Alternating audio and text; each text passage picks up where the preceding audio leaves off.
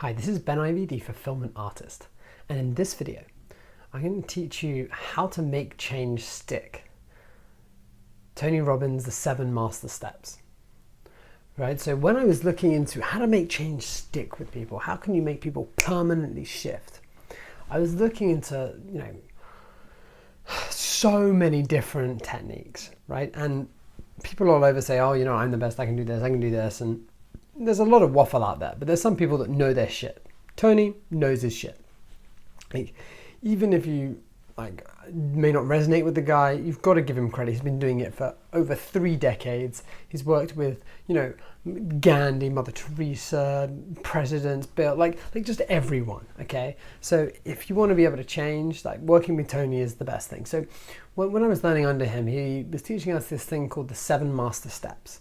So if you're looking to make a change in your life, using this is incredibly powerful to help you move forward in a way that is very sustainable and can make that change. So I'm going to go through them now. So number 1, understand and appreciate their world. Number 2, create a base and get leverage. Number 3, interrupt the pattern. Number 4, redefine the problem in solvable terms. Number 5, create empowering alternatives. 6, condition the new alternative. And 7, connect to a higher purpose. So how does this work in practice, right? And why does it work? So let's go down into the fundamentals. So the first thing is you need to really understand and appreciate their world. So what does this mean? This means you need to build rapport with someone. Okay? If someone doesn't really feel they understand you, then they're never going to listen to what you have to say, and they're not going to respect you, and they're certainly not going to open up to you. So you need to really understand them and appreciate what's going on in their lives. Because if you do that, you've built the base, right? You've built that rapport. Right now after you've done that and you're building that rapport, you want to be looking into getting leverage. So what do we mean by this? So let's say someone wants to lose weight. You need to understand and get leverage on what's the reason why. Because if you can get this reason why, then it can help shift them.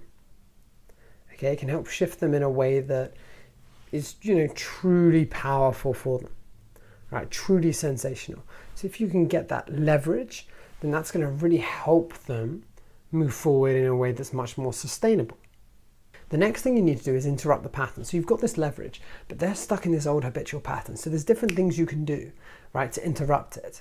Right, you can use taboo language like bollocks or swear words, things like that, and they just jolt people. Right? Or there's sort of other things that you can do to interrupt it, right? You can have fun, play around with metaphors. There's loads of ways to do it. But in essence, what you're doing is just interrupting their way of thinking. They've programmed themselves. So they're basically forming a new neuron, they're creating new pathways. Because if they're doing that, that'll really help you move forward with the next steps. So after you've done that, you've interrupted the pattern. Redefine the problem for them. Because what happens is sometimes they come up with this problem and it's impossible to solve, right? Let's say we use the weight example and they just say, it's impossible for me to be, 100 pounds. And that's what I really want, right? So you say, well, maybe the issue isn't you being 100 pounds. Maybe instead you just want to be fit and healthy. They're like, well, actually, yeah. So it doesn't really matter if you weigh 100 pounds or 110 pounds or 90 pounds. Right? You just want to be fit and healthy. And they're like, yeah. So you're just solvable terms or just anything that's different from what they're saying, because then they can see it in a way that's actually solvable as opposed to a problem. They're focusing on a solution. Right? So now what you do is you're going to create empowering alternatives. So you're like, okay, so how could that happen?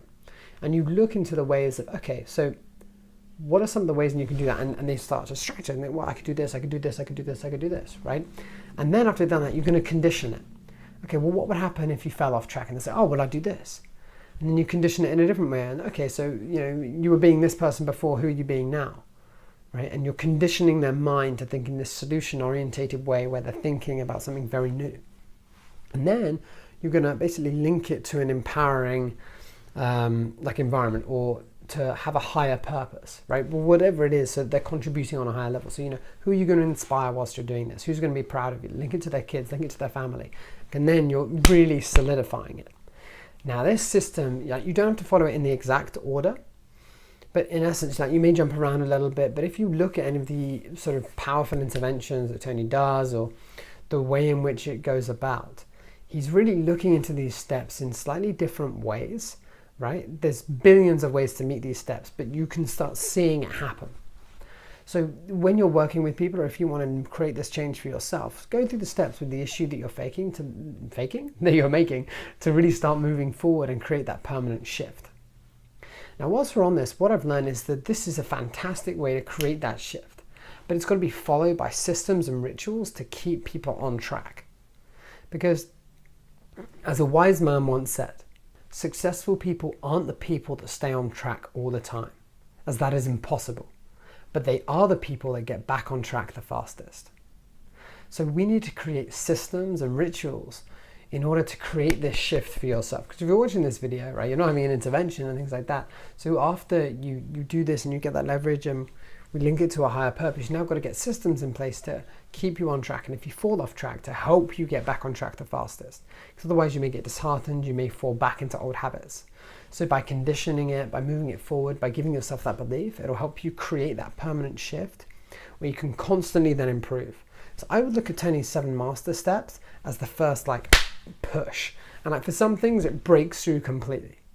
And for others, it's boom, shift, now massive action with systems. And that just solidifies everything and makes it a complete permanent shift and change that you want to create in your life. So with that, I hope you enjoyed the video. I would say check out some interventions and things like that. And yeah, there's lots of different stuff that you can read on this, but this in essence clarifies everything for you. So pick a problem that you have, go through the steps and see if you can create a permanent shift for yourself. Thank you for watching, and I look forward to speaking to you soon.